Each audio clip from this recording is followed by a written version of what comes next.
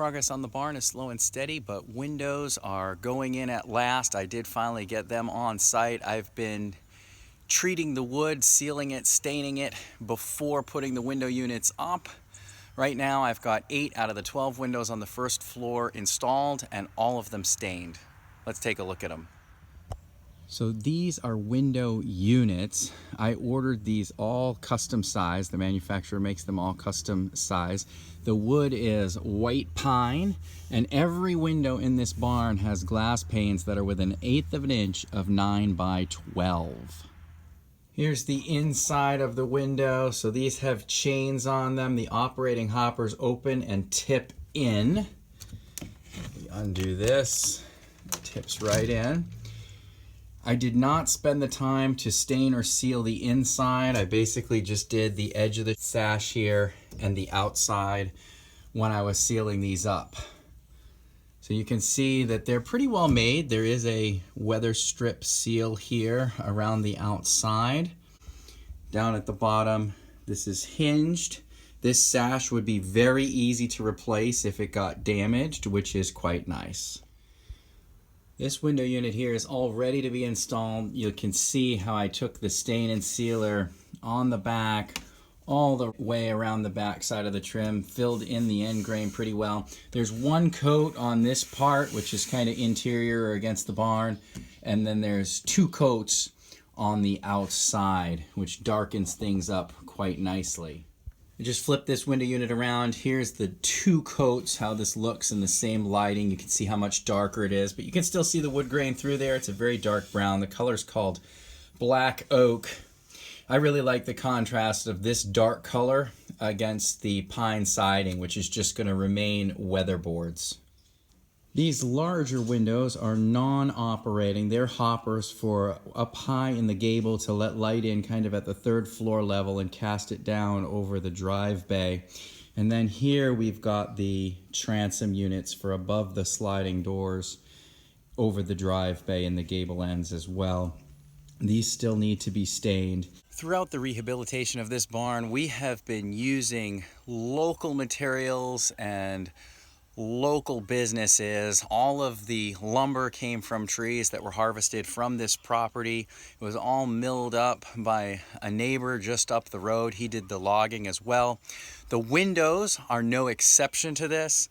They were manufactured by a company that used to be located right here in town, but as the business transferred from father to son, it was moved 3 hours north, but is still here in the state of New Hampshire.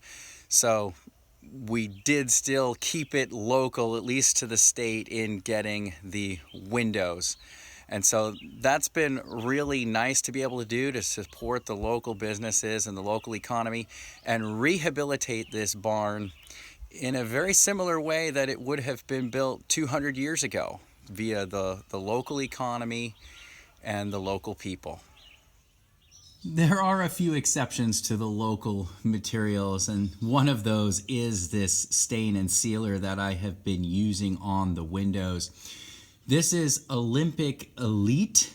This is a semi-transparent exterior deck stain that seals and stains the wood. The color on this is the darkest color I could get, which is called black oak.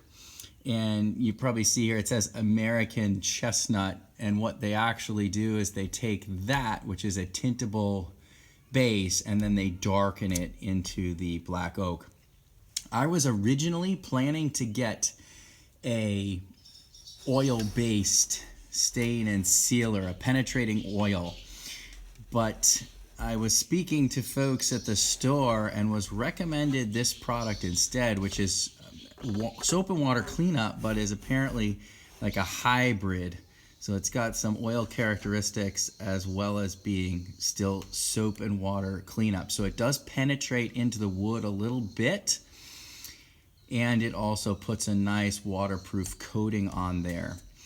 And supposedly they give a lifetime guarantee in this kind of application.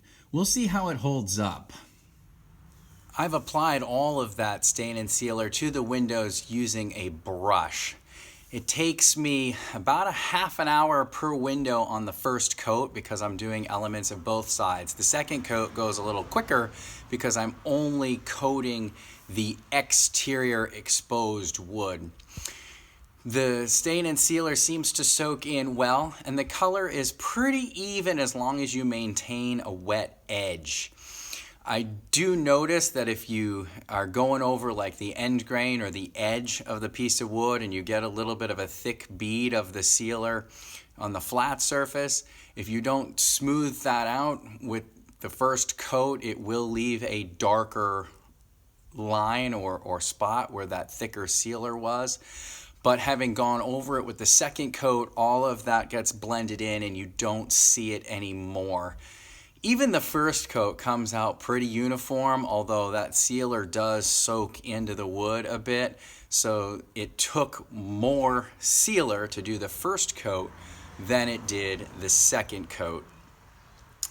I've captured some footage of the process of me staining several windows. I've been doing it on days where the weather is actually kind of atrocious, rainy out, humidity near 100% or at 100%. And it has still dried. It's dried slowly, which is actually good. I wanted it to be able to soak into the wood really well. And since the windows have been installed, there's actually been a lot of hot sun kind of baking down on them. And so far, it looks like things are holding up well. The water beads right up on that stain and sealer and seems to roll right off. So we'll keep an eye on it and see how it holds up. But I'm hoping that it's going to keep that wood preserved and waterproofed for years to come.